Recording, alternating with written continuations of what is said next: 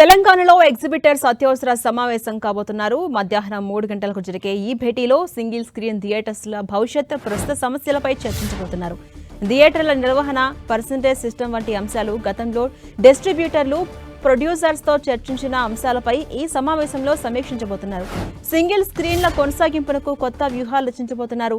Percentage sharing విధానం అమలుపై కూడా అభిప్రాయాలను సేకరించబోతున్నారు. మరోవైపు సింగిల్ స్క్రీన్ థియేటర్ల మూసివేత, నిబంధనల మార్పు వంటి అంశాలపై నిర్ణయాలు తీసుకునే అవకాశం ఉంది.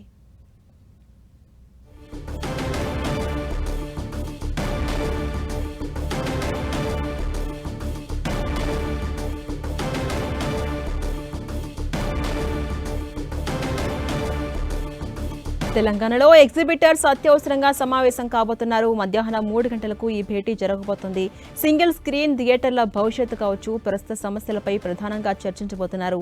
థియేటర్ల నిర్వహణ, పర్సెంటేజ్ సిస్టమ్ వంటి అంశాలు గతంలో డిస్ట్రిబ్యూటర్లు, ప్రొడ్యూసర్స్తో చర్చించిన అంశాలపై ఈ సమావేశంలో సమీక్షించబోతున్నారు. సింగిల్ స్క్రీన్ల కొనసాగింపునకు సంబంధించి కొత్త వ్యూహాలు రచించబోతున్నారు డిస్ట్రిబ్యూటర్స్. ఇక పర్సెంటేజ్ షేరింగ్ విధానం అమలుపై కూడా అభిప్రాయాలను సేకరించబోతున్నారు. మరోవైపు సింగిల్ స్క్రీన్ థియేటర్ల మూసివేత, నిబంధనల మార్పు వంటి అంశాలపై నిర్ణయాలు తీసుకునే అవకాశం ఉంది.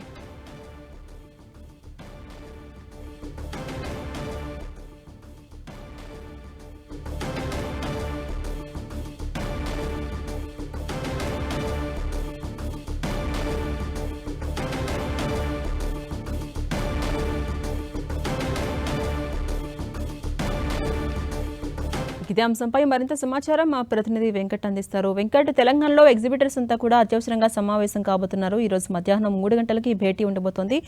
ఏ అంశాలపై చర్చించి నిర్ణయాలు తీసుకునే ఛాన్స్ కనిపిస్తోంది? అప్డేట్స్ ఏంటి? గతంలోనే తెలంగాణ ఫిలింకి సంబంధించేసి ఎవరైతే ఎగ్జిబిటర్స్ ఉన్నారో, సింగిల్ స్క్రీన్స్ థియేటర్కి సంబంధించినటువంటి ఎగ్జిబిటర్స్ ఎవరైతే ఉన్నారో వాళ్ళందరూ కూడా తమ సినిమాల్లో థియేటర్లో సినిమాలు రిలీజ్ చేయాలంటే తప్పనిసరిగా పర్సెంటేజ్ విధానం ఉండాలి, అంటే షేరింగ్ సిస్టంలో ఉండాలని కూడా చెప్పడం జరిగింది. పెద్ద సినిమాలు అయితే 60-40% ఈ విధంగా ఉండాలి ఒక మొదటి వారం, ఆ తర్వాత 50% ఇలా సెకండ్ వీక్ ఉండాలని కూడా గతంలో కోరటం జరిగింది. అయితే దీనిపైన మాత్రము యాక్టివ్ ఉన్నటువంటి ప్రొడ్యూసర్ గిల్డ్కి సంబంధించినటువంటి వాళ్ళు మాత్రం ఎట్టి పరిస్థితులకు దాన్ని యాక్సెప్ట్ చేయలేదు. అలా అయితే తమకు నష్టం అవుతుందని కూడా చెప్తున్న పరిస్థితి అవుతుంది. అయితే ప్రస్తుతం అయితే సింగిల్ స్క్రీన్స్లో ఎలా ఉందంటే, పెద్ద సినిమాలు వస్తున్నప్పుడేమో రెంట్ ప్రాతిపదికగా ఇస్తున్నారు, ఆ తర్వాత చిన్న సినిమాలు వస్తున్నప్పుడు పర్సెంటేజ్ విధానంగా ఇస్తున్నారు. చిన్న సినిమాలు రిలీజ్ అవుతున్నప్పుడు పర్సెంటేజ్ విధానం వస్తే థియేటర్లు మొత్తం కూడా ప్రేక్షకులకు రాకపోతే మొత్తం కూడా ఆ నష్టం మొత్తం కూడా ఎగ్జిబిటర్స్ పైన పడుతున్న పరిస్థితి అవుతుందని కూడా చెప్పవచ్చు. ఇక పెద్ద సినిమాలు అప్పుడేమో ఎక్కువ కలెక్షన్స్ వస్తేనేమో అది కేవలం రెంట్ లాగా ఇచ్చేసి మిగతా మొత్తం కూడా లాభాలని కూడా ఎవరైతే ప్రొడ్యూసర్స్ ఉన్నారో వాళ్ళు తీసుకుంటున్న పరిస్థితి అయితే ఉందని, దీనిపైన తమకు అన్యాయం జరుగుతున్నట్టుగా తెలంగాణలో ఉన్నటువంటి ఎగ్జిబిటర్స్ అందరూ కూడా గత కొన్ని రోజుల నుంచి కూడా చెప్తున్న విషయం. అయితే ఈ రోజున అత్యవసరంగా సమావేశం కూడా ఏర్పాటు చేసుకొని ఎట్టి పరిస్థితుల్లో కూడా తమకు కూడా